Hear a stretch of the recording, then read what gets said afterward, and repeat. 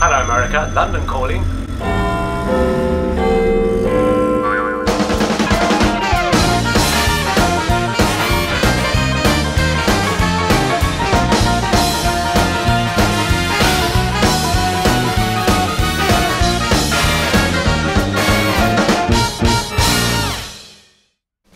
You know, special effects is one of the things that I find the most fascinating about film and television.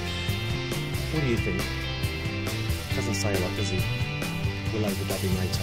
Soozi Chameleone had a chance to speak to one of the world's best-known special effects experts. Take a look. Thanks, Jeff. So today we are here with the awesome Robbie Drake, special effects and prosthetics expert with decades of experience. Sorry to age you there. You're making me sound old. Thinking about the diverse amount of projects that you've worked on so far, what has been your favourite? If you could pick one. Well, there's been lots of films that I've really enjoyed working on. But still, still to this day, my favourite is the first feature I ever worked on, which was Clive Barker's Nightbreed, which was filmed in 1988, which makes me sound even older. I've worked on loads. It was cool working on Max Headroom at the very start of Channel 4. I've had fun on films. Attack the Block was a really fun film to work on, which was an alien invasion on the Salem Kapsaski. That's the one, yeah. And that was a fun film to work on because it was a funny script. Cockneys versus Zombies, another really fun film. Yeah. Because it was a funny script and it was quite fun on set. So yeah, I love what I do, so I can never say it's not fun to do it. Exactly. I get to be a big kid every day, basically. Yeah, playing around. Yeah. I get to play with plasticine, for want of a better word, and get to make cover people in blood, and it's a fun thing to do. Thinking about the future dream projects, or artists or creators you'd love to collaborate with. It's a weird thing that people send me scripts all the time, and it's whether the script actually just grips me. Yeah. And it's not always about the money, although that's always nice. And the amount of scripts I get, read this, it's great, but we've got £50 to do it, and you have to go, yeah, I'm not doing it. No. So you have to be a realist as well. But there's no real. I've seen a script recently that's got a lot of actors in it that are real classic sort of horror actors. Who, the types of Texas Chainsaw and things like that. So they're little scripts that pop up every now and again. You think, oh, that'll be really fun, but at the end of the day, it's all about if they can afford to do it. Exactly. Rewind a bit now and think about the beginning of your career. What sort of possessed you to get into it? I'd always loved horror from a very young age, and I was lucky that my parents were really cool with that. And when I say horror, when I was growing up, it was things like Hammer and Universal. Hammer film, yeah.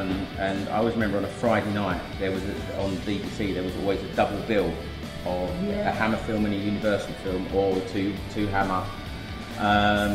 But the real turning point was when I was 8 years old. And I saw a black and white movie with James Cagney called Man of a Thousand Faces, which was a biopic of Lon Chaney. Now, Lon Chaney was the first ever, he was a silent movie actor, but an amazing makeup artist, and his characters were very iconic, like Phantom of the Opera, Hunchback of Notre Dame, and even today those pictures are really iconic versions of those characters. And luckily, a year later, a makeup kit was released, and you could buy it in Argos, you could buy it in toy stores. But it was created by Dick Smith. So it was the Dick Smith. He did two. One was the monster makeup kit, and one was the horror makeup kit. And I had the horror makeup kit. So I guess my real passion for special effects makeup started when I was 9, when I got that kit. Oh my god! And then luckily, when I was 16, I was reading Fangoria, and there was an article about a British company, which was in Finchley Road in North London.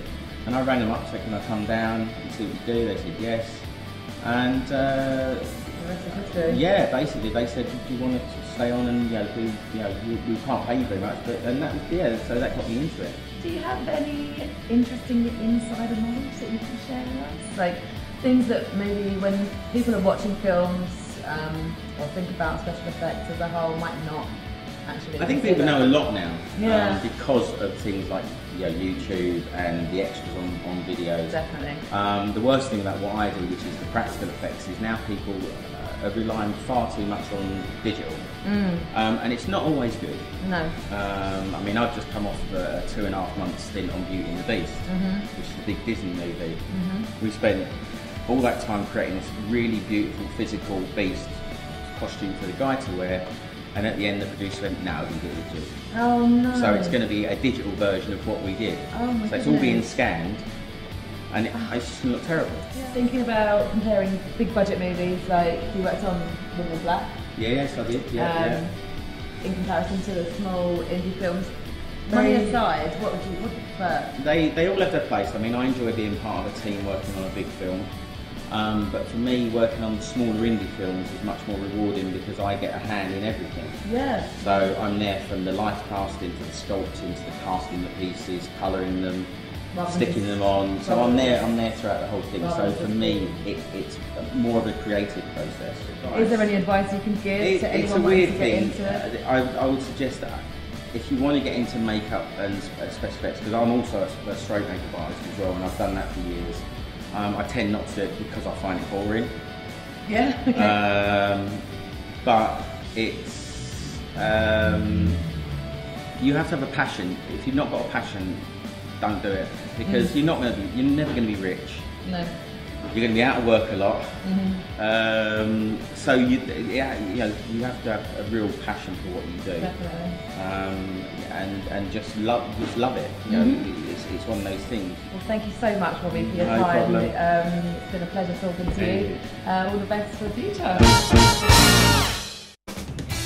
That's it for this week. Back to you in the studio zone.